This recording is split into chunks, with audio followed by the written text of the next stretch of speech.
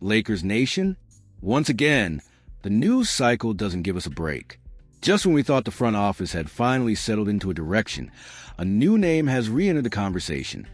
One that stirs both excitement and frustration at the same time. Walker Kessler. Yes, the same Walker Kessler that the Lakers could have acquired in the past, but didn't. The same defensive giant who, at just 24 years old, is already being mentioned in the same breath as Victor Wembanyama when it comes to protecting the rim. According to recent reports, the Utah Jazz have decided not to extend Kessler, which means he's headed toward restricted free agency next season. And you can bet the entire league is watching the situation closely. Before we dive into what this means for the purple and gold, make sure to hit that like button. Subscribe to the channel if you haven't already, and turn on notifications so you don't miss any of our daily Lakers breakdowns. Now let's get to the heart of it, because the Lakers' connection to Kessler isn't new. This is a player they've had chances to get before. There were windows, especially last offseason, where his value was at a peak but still attainable, and Los Angeles decided to go in different directions. That's the frustration. When you look at Kessler today, young, hungry, and with defensive instincts that are off the charts, you can't help but think, what if he's not just a shot blocker? He's a presence, a deterrent in the paint that forces teams to alter their offensive plans. That's rare. That's special. And in a league where rim protection is one of the most valuable assets, Kessler is quietly becoming elite. But here's where things get complicated. The Lakers have already invested in DeAndre Ayton, banking on his ability to not just defend, but to score, finish lobs, and bring a level of athleticism that fits alongside Luka Doncic in Dallas right now and potentially could work with LeBron James and the Lakers system. Ayton has more polish offensively. He's got the post game, the versatility, the ability to operate in ways Kessler still doesn't.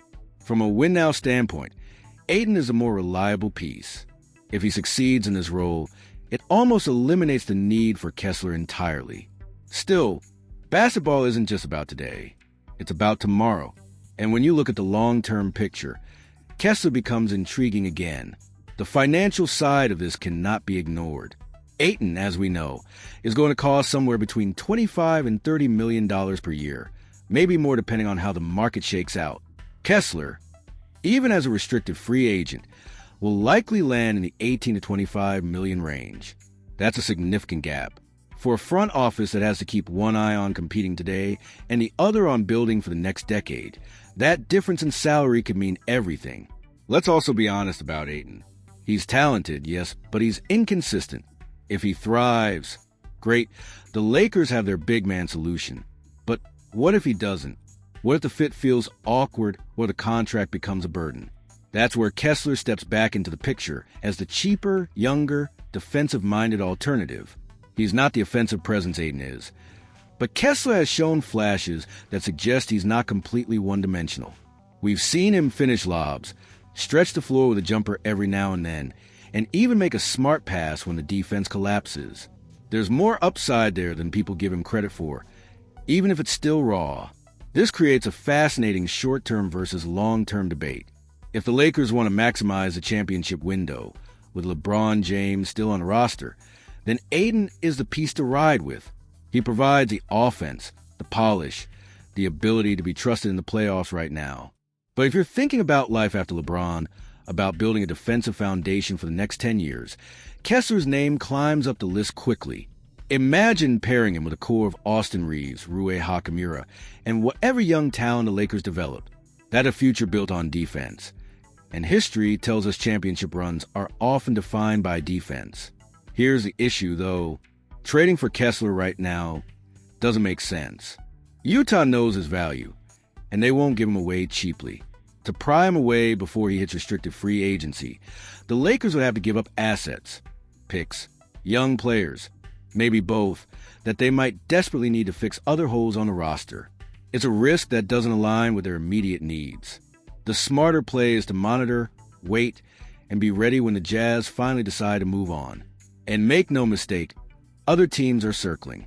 Boston is reportedly interested, along with several contenders who see Kessler as the perfect young big to plug into their defensive schemes.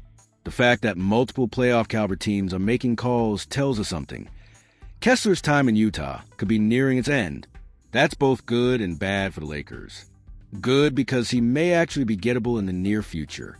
Bad because competition drives the price up, and Rob Pelinka and this front office will have to weigh whether he's worth it. For Lakers fans, there's also the emotional layer. We can't ignore it.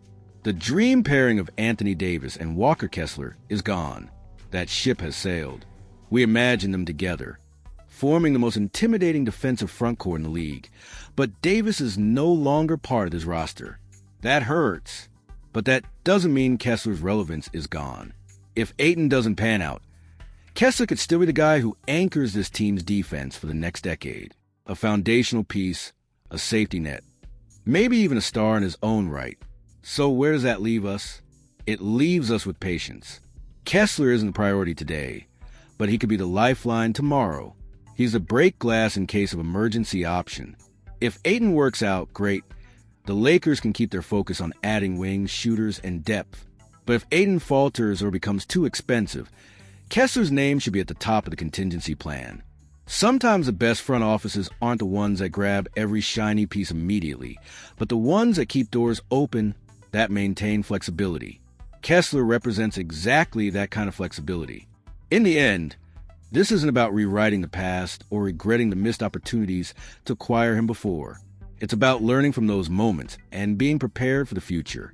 The Lakers don't need to overextend themselves today to chase Kessler, but they do need to stay ready, keep tabs on his development, and understand that in this league, timing is everything. Ayton is the win-now move. Kessler might be the win-later move. The best outcome is finding a way to balance both, and that's where we stand. The Lakers' present is tied to DeAndre Ayton. Their future could quietly have Walker Kessler's name written all over it.